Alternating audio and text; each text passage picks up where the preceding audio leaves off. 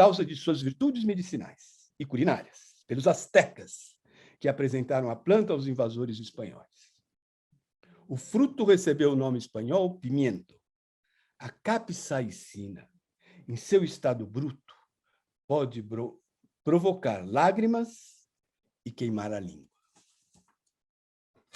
O segundo elemento importante dessa amostra aí é a laranja, desse trio. A laranja, Citrus simensis, tem sua origem na China e no sudeste do continente asiático, onde era um símbolo de fecundidade.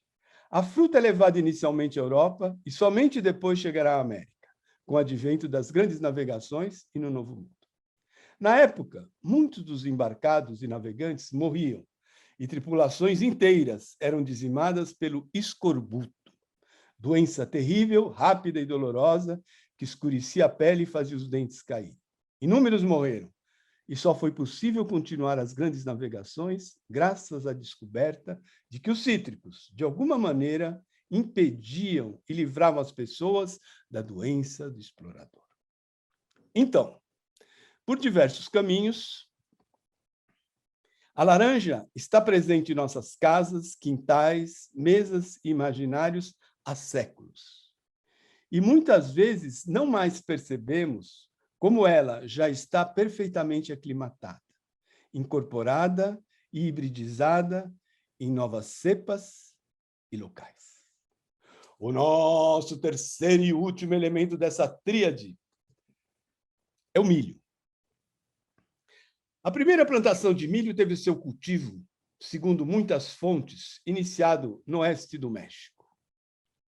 Os campos de milho teriam se espalhado pelo Vale de Tehuacán, ao longo das costas do Golfo e do Pacífico, do norte até o sudoeste dos Estados Unidos, descendo até os planaltos da América do Sul. Os mexicanos os chamavam de Cintli, em referência ao deus do milho.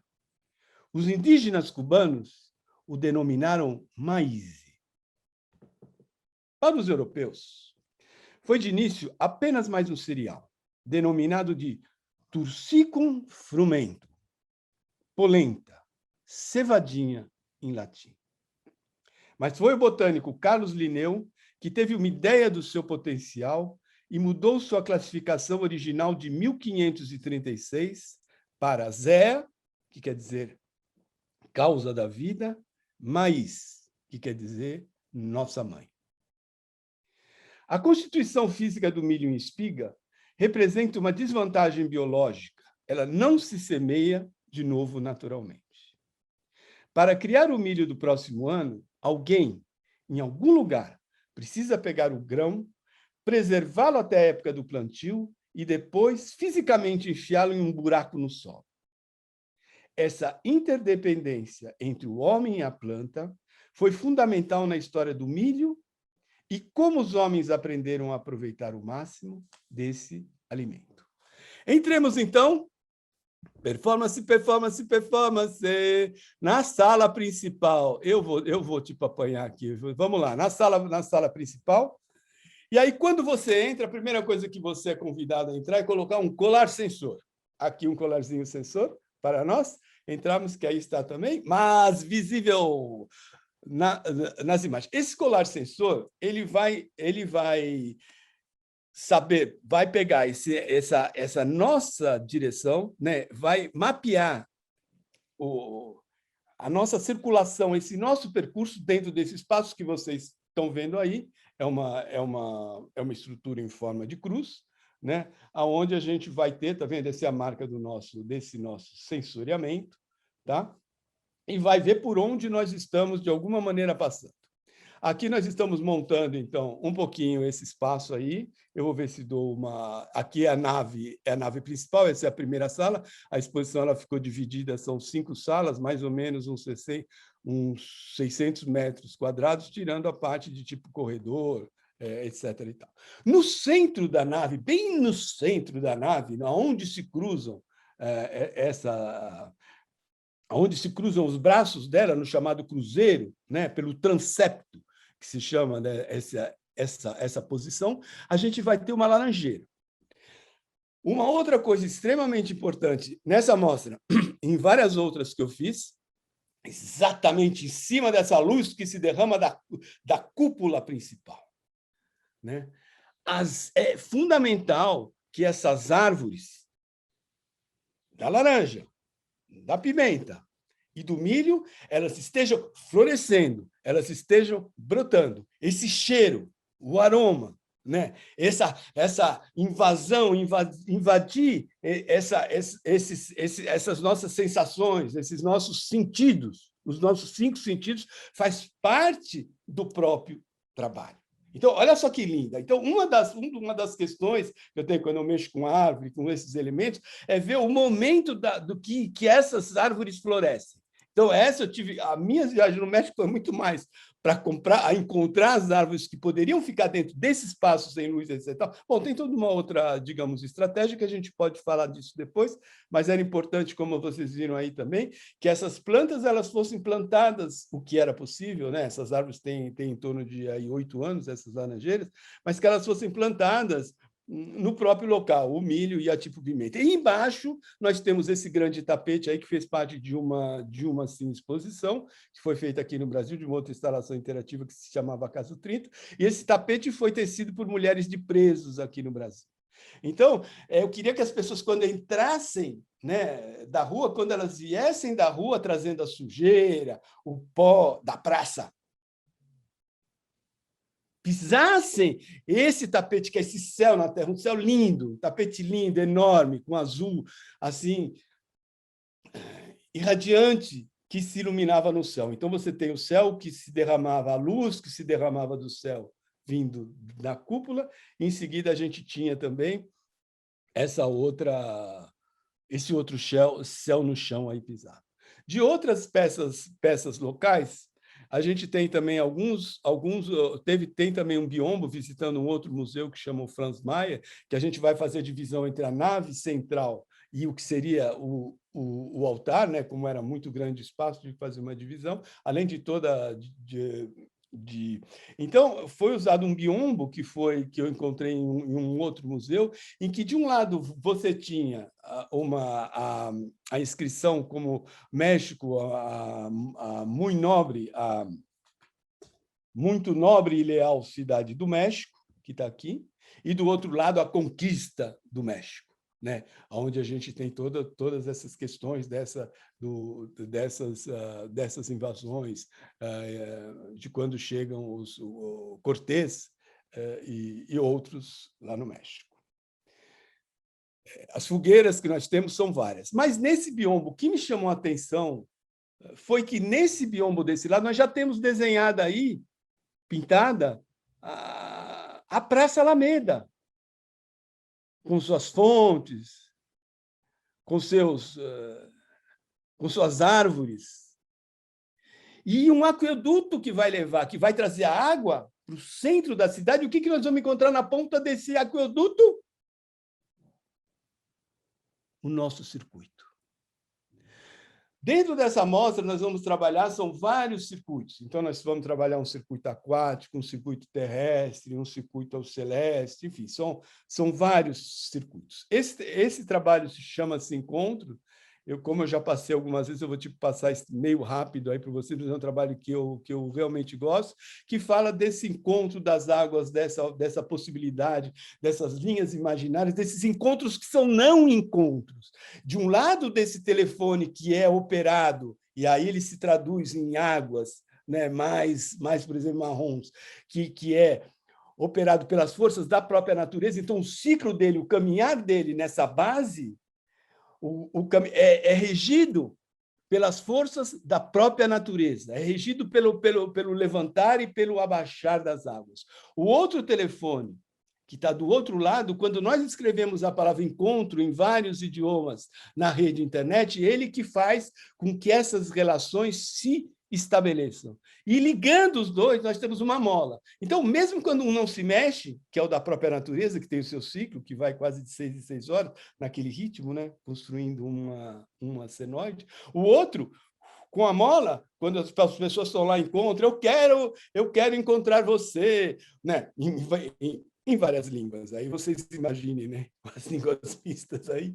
Então, esse diálogo ele acontece o tempo inteiro. E nisso, as águas dos vídeos, as mais escuras e as mais claras, vão se mesclando. E só tem uma única posição em que esses telefones ficam mais próximos, a tela desses dois celulares elas ficam mais próximas, é quando a água se mistura. Mas nesse único momento em que as águas se misturam, é o único momento em que realmente é possível, não é possível o encontro, porque tem uma mola entre eles. Então, essa mesma mola que os coloca junto é a mesma mola que impede que efetivamente esse encontro aconteça. Isso posto, um novo ciclo. E continua.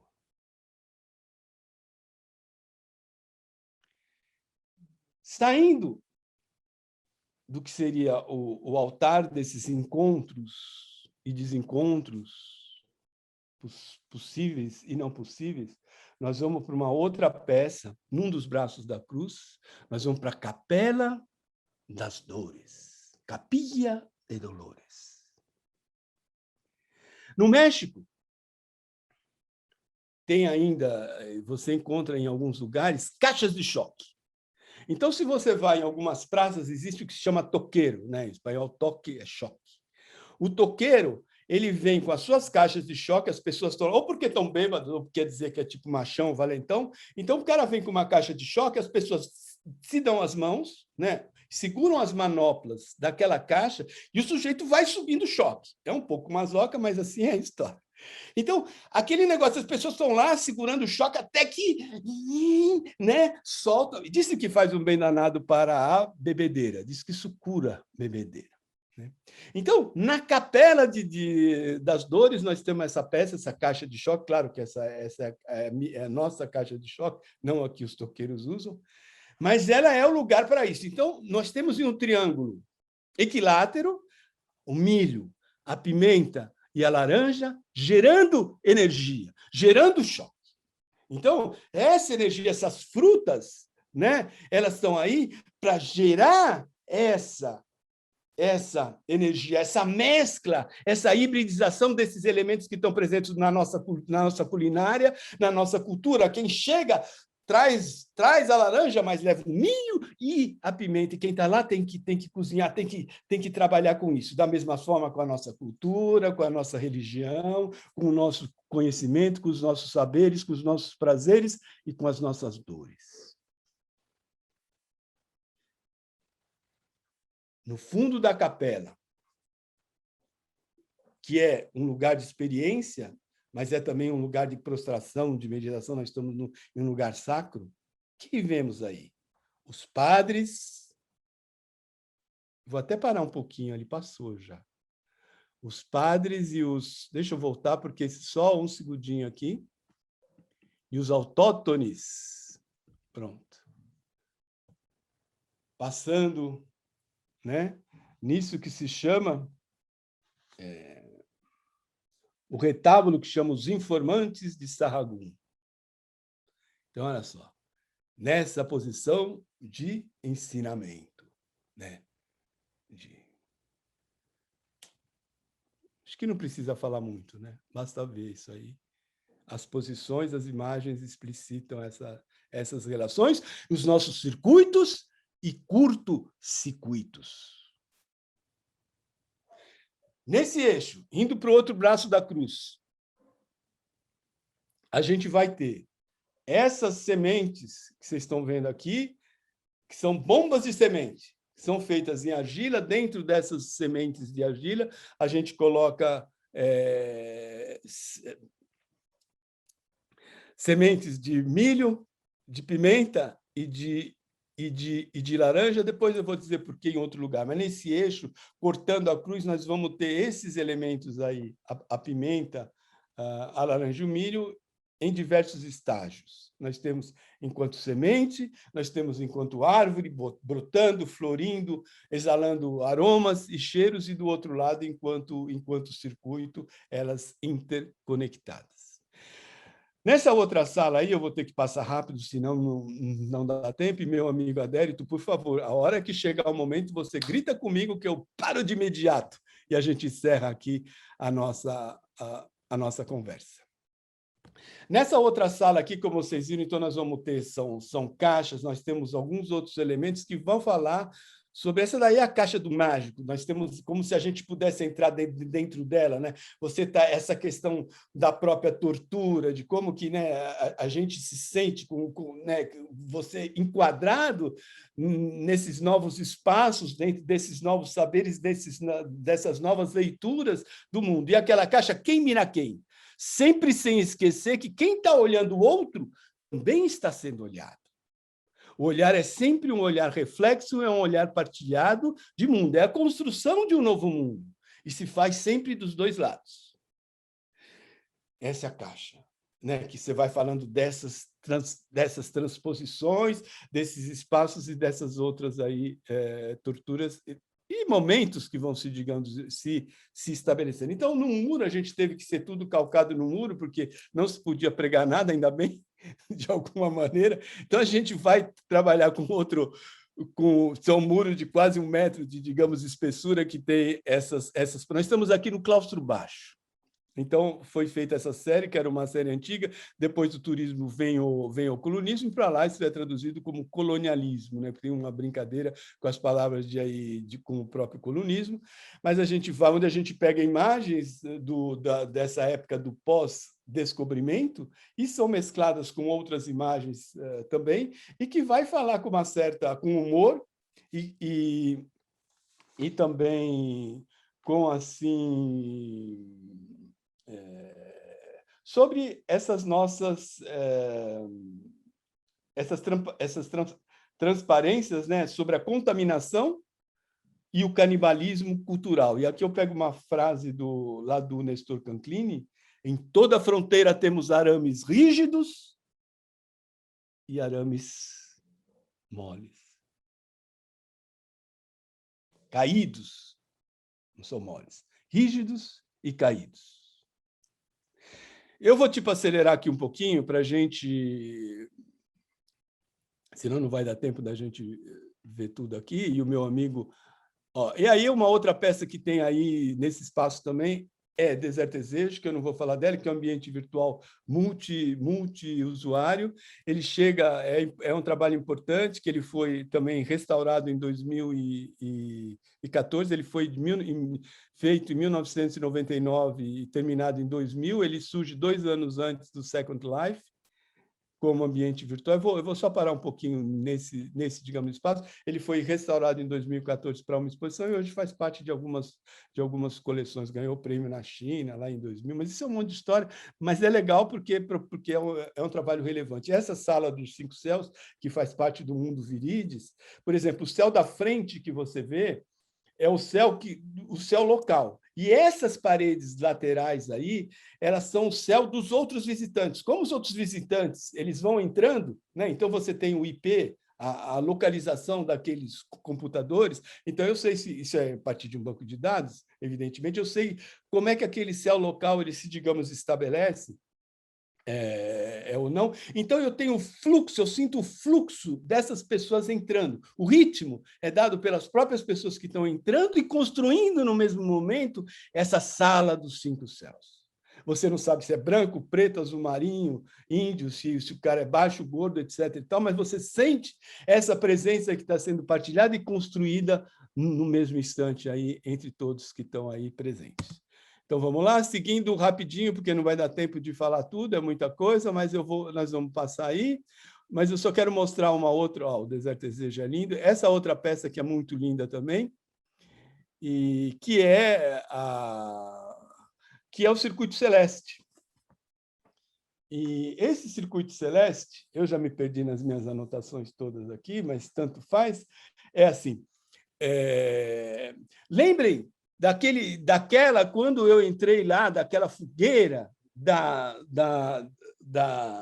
Inquisição de 1596 a 771. Então, eu peguei algum desses códices maias que eles não tinham texto inicialmente, eles só começam a ter textos quando eles precisam explicar para os europeus o que quer dizer aquelas imagens, como que eles o que quer dizer aquela iconografia. Então, a partir daí, eles começam a escrever também para que se explique o que significa aquilo. Bom, então, como vocês já devem, né, ter tirado, também ou muitos já fizeram aquelas fotos do céu, daqueles risquinhos de estrela, sabe? Quando você deixa a câmera parada para você pegar aqueles meteoritos, aquelas outras coisas. Então, o que foi feito? A gente pegou o céu, como estava o céu? Em 1596, naquele mesmo local, ou seja, onde estavam se queimando aquelas pessoas na própria Inquisição. Aquele mesmo céu, e no dia da abertura da mostra. Então, nós temos dois céus. E esses risquinhos fizeram essa escala, 1596, 2018. Então, com essa escala que se construiu, então se mapeou, novamente, na parede se fez aqueles risquinhos e se retraçou o céu dessas fogueiras que continuam, evidentemente, até hoje, né? Dessas novas inquisições e dessas nossas contínuas relações que nós temos aí também.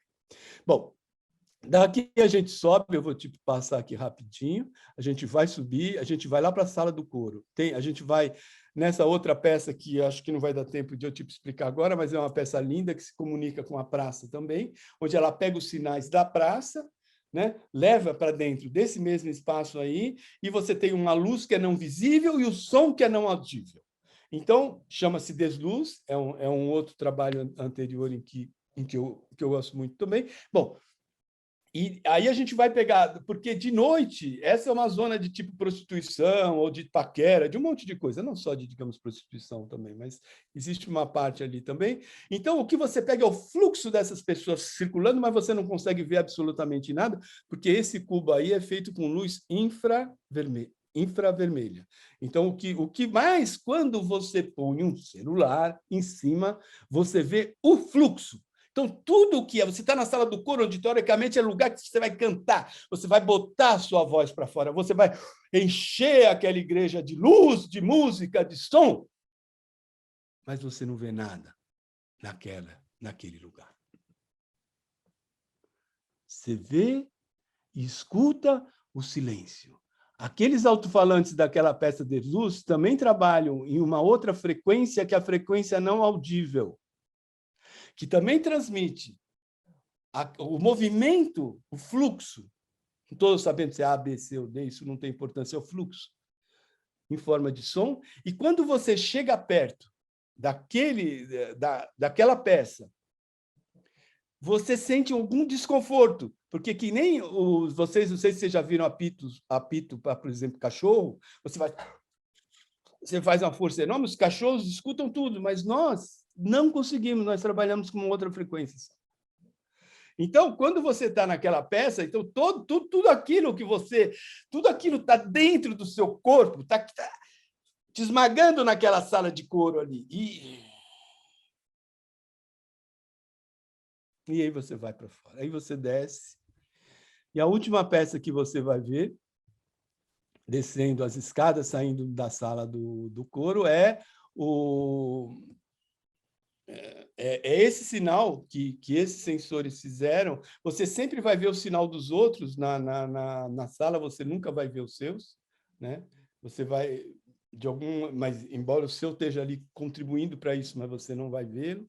Você vai ver essa movimentação, você vai ver esse círculo dos outros. E na parte de baixo, o que você vai ter? Você vai ter aquelas bombas de semente, não aquelas bombas de semente, né? de milho, de pimenta e de laranja, e você vai ter ao lado uns saquinhos de papel, como esse que estão aí.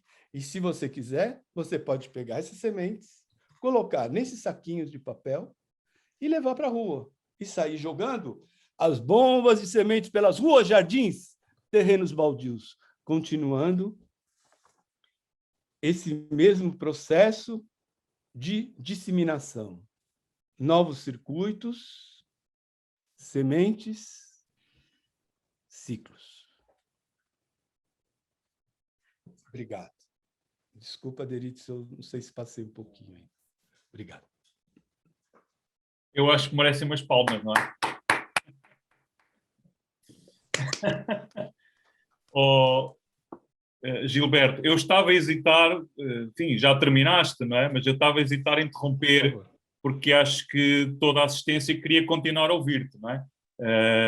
Nós até dispensávamos a discussão, mas agradeço, temos algum tempo, 8 minutos, para a discussão, alguma questão queiram colocar ao Gilberto Prado neste momento. Bom, Eu fiquei com a minha tela bloqueada aqui na frente, eu não estou vendo vocês, desculpa, estou tentando dar agora saiu, desculpa. Eu queria... Miriam, Sim. Bom, na verdade, eu não tenho nenhuma questão para o Gilberto, para além de dizer que eu sou, e sempre fui sua fã. Difícil é o número 1, mas, enfim, eu tento. Já há algum tempo que eu tenho acompanhado o trabalho do Gilberto, e aquilo que eu tinha dito quando cortou-se a primeira parte da sessão, é que eu acho que uma das coisas que o Gilberto tem, para além dessa sensibilidade absurda de conseguir trabalhar esse trabalho que ele fez no México, já havia feito também essa relação entre as plantas e esse respirar e a própria tecnologia que consegue juntar essas coisas, enfim, tudo aquilo que é complexo ele consegue tornar visível e, sobretudo, esteticamente extremamente sedutor. Tem a outra parte do Gilberto, que é a de ter sido, como eu tinha dito, uma das pessoas que, de fato, inicia, ou pelo menos consegue fazer essa transposição entre essa ideia das artes contemporâneas dentro do campo do digital, porque é algo que, até hoje, apesar de tudo, ainda não está completamente bem resolvido. E de fato, o Gilberto tem essa grande capacidade de fluir entre esses dois lados, artista e acadêmico, e como acadêmico ter aberto caminhos, imensos caminhos dentro da universidade, no fundo para todos nós, isso é fantástico. Portanto, foi um prazer imenso te ouvir, Gilberto, como sempre. Agradeço as palavras da Miriam, uma amiga querida também, a pessoa que eu tenho aqui dentro do meu coração, já faz assim bastante tempo também, mas eu gostaria que isso tudo que você falou fosse verdade também. Eu sinto uma dificuldade enorme, é muito difícil. Mas, enfim, eu acho que é um monte de gente sempre falar que eu sou um dos assim, primeiros, não, a gente tem muitos amigos, eu acho que essa comunidade inteira, mesmo aqui no Brasil, antes de mim, eu tenho grandes mestres também, tem aí Júlio Plaza, Arlindo Machado, eu tenho outros tantos amigos também, né? E que, enfim, a gente poderia citar inúmeros aqui. Entre outros, vocês também que estão aqui, né? O Aderito, você, também Miri e tantos outros. Mas acho que isso é uma construção coletiva, né? Não é uma coisa. A gente vai fazendo essa nossa experiência da nossa, digamos, geração e da geração que nos antecede, eu acho que tem que ser dado os louros a eles que estavam aí também antes da gente batalhando, né? Já falei aí o Júlio Plaza, enfim, entre tantos outros, se a gente vai citar Regina Silveira, enfim, e tantos outros, a gente vai ficar falando montadas, enfim, tem um monte de gente aí, né? Ainda bem que, se a gente contar, não são tantos, mas eles fizeram um barulho danado. E a gente também, se a gente contar, nós também não somos tantos, mas a gente também faz um barulho danado, na medida do tipo possível, e a gente sofre essas assim, angústias todas também, né? Porque a gente tem, de um lado, essa pressão acadêmica muito forte, que é toda a questão de tipo produção acadêmica estrito sensu, que eu já não sei mais o que é isso, já faz bastante tempo.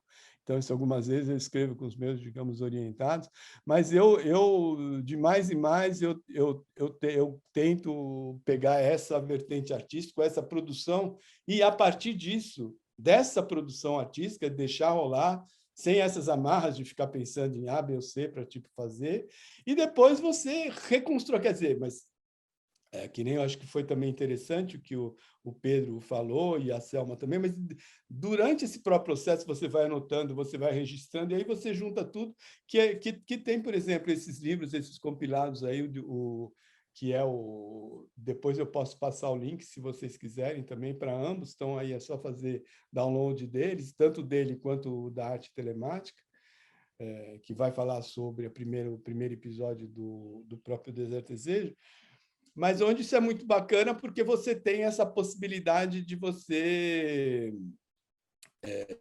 dividir com outros essas suas experiências. Então, acho que é isso. Eu acho que a coisa que eu mais gosto é de ver o trabalho dos outros. Fiquei bastante contente de ver também os trabalhos que vocês trouxeram e ver esses pensamentos que vocês trouxeram também, essas assim, reflexão. Mas eu acho que isso tudo é uma construção conjunta, né? E que depende de cada lugar da onde a gente tipo apresenta.